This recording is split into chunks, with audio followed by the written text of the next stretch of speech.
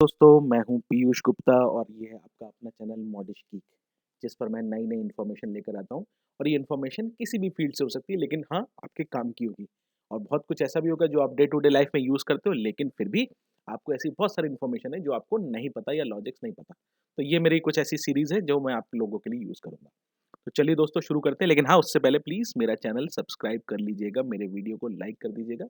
In case of any issue please comment so that I can respond to your comments. ठीक है, क्या आप जानते हैं कि भारत का पहला बैंक या दुनिया का पहला बैंक कौन सा है?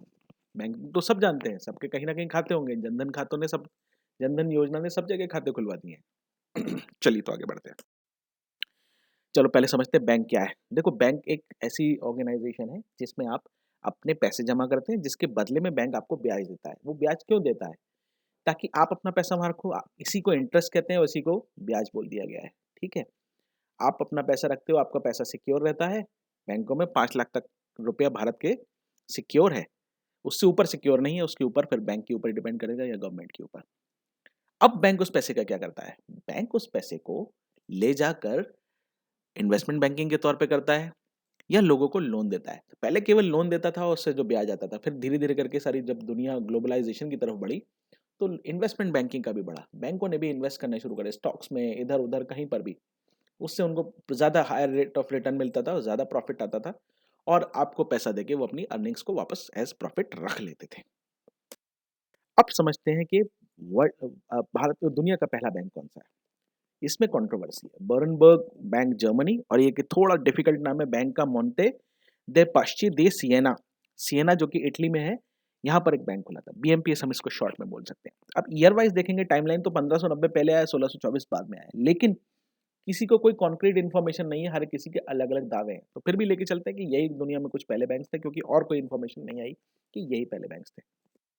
भारत का पहला बैंक इलाहाबाद बैंक था, जो 1865 में अंग्रेज़ों द्वारा खोला गया था। लेकिन इसमें मैक्सिमम पैसा इंडियंस का लगा था। अंग्रेज़ों ने इसको कानून के तहत खुलवाया था, ताकि लोग बैंकिंग की तरफ आएँ। शुरू में लोग बैंकिंग की तरफ नहीं जाते थे। उन्हें लगता था कि सरकार उनका पैसा खा जाएगी, जैसे रेलवे के तौर पे भी होता है। उसपे ये कभी और बताएँगे आपको कि ऐसा क्यों होता था। बाद में अंग्रेज़ों ने इस बैंक को, जो इलाहाबाद बैंक खुला था इसलिए इलाहाबाद बैंक था, बाद में उसको कलकत्ता ले गए थे, क्योंकि कलकत्ता तब भारत की राजधानी थी और अंग्रेज़ वहाँ से रह बैठ के राज करते थे। ये एक शेड्यूल्ड कमर्शियल बैंक है जो नेशनलाइज़ हो गया था, लेकिन बाद में अब इंडियन बैंक में मर्ज हो चुका है। इसकी ब्रांचेज़ यहाँ तक पाकिस्तान में तो थी ही थी, क्योंकि तब पाकिस्तान भी भारत था, आगे चल के भी भारत हो जाएगा। लेकिन ये बैंक रंगून में भी था, बर्मा जो कि एक अलग एंटिटी मानी जाती थी। हालाँकि इस बैंक की कोई ब्रांच श्रीलंका, जो कि तब सीलोन था, उसमें नहीं थी।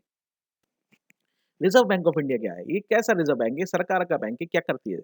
ये एक्चुअली में सरकार का वो मशीनरी है जो नोट छापने के लिए पहले काम करती है, दूसरा हर बैंक के लिए एक एक रूल बनाती है कि उन्हें काम कैसे करना है, उनकी पॉलिसी क्या-क्या होंगी।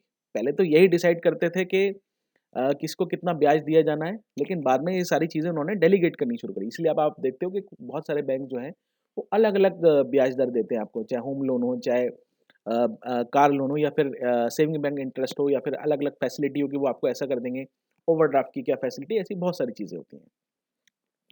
ये एनबीएफसीज़ को भी रेगुलेट करता है। एनबीएफसी यानी कि नॉन बैंकिंग फाइनेंशियल कॉर्पोरेशंस, जैसे डीएचएल, दीवान हाउसिंग लिमिटेड।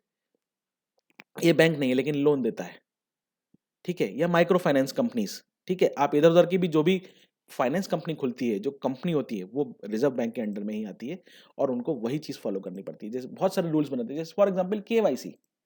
केवाईसी आप कराने जाते हो, हर जगह आपको आधार कार्ड, पैन कार्ड, ये सब, ये कार्ड, वो कार्ड, सब कुछ देना पड़ता है, बहुत पर्चे वाले काम होते हैं।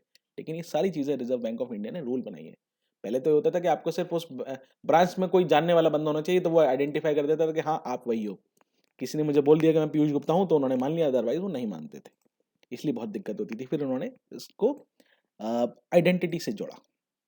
रुपये की क्या वैल्यू होनी चाहिए, रुपये कैसा होना चाहिए, कैसा नहीं होना चाहिए किसी करेंसी के कंपैरिजन में, ये यही डिसाइड करते हैं। ये थोड़ा हायर लेवल का टर्म्स है, इस पे कभी और बात करेंगे, लेकिन ज़रूर करेंगे कि करेंसी की जो वैल्यूएशन है वो कैसे और क्यों करी जाती है, ठीक है?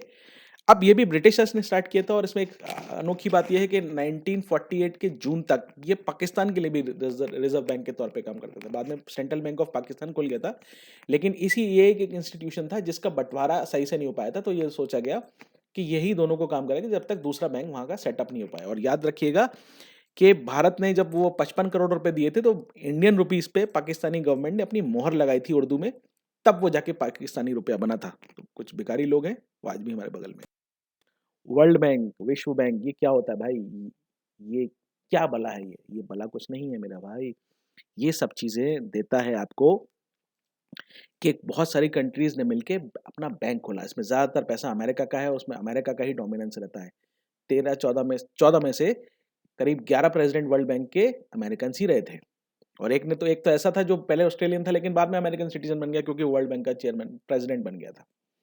अब बहुत सारी कंट्रीज़ ने अपने इसमें पैसे डाले और फिर यही बैंक बहुत सारी कंट्रीज़ को अलग-अलग लोन देता है, छोटी-छोटी कंट्रीज़ को, कमज़ोर कंट्रीज़ को, या फिर जो कंट्रीज़ तो बड़ी हैं जैसे भारत है, लेकिन फिर भी उतनी गरीबी है, उतना पैसा नहीं है तो कम ब्याज दरों पे लोन देता है। अगर आप मार्केट से उठाओगे चाइना-वाइना से तो वो 7-8% तक देगा, ये 2-3% तक दे देते हैं।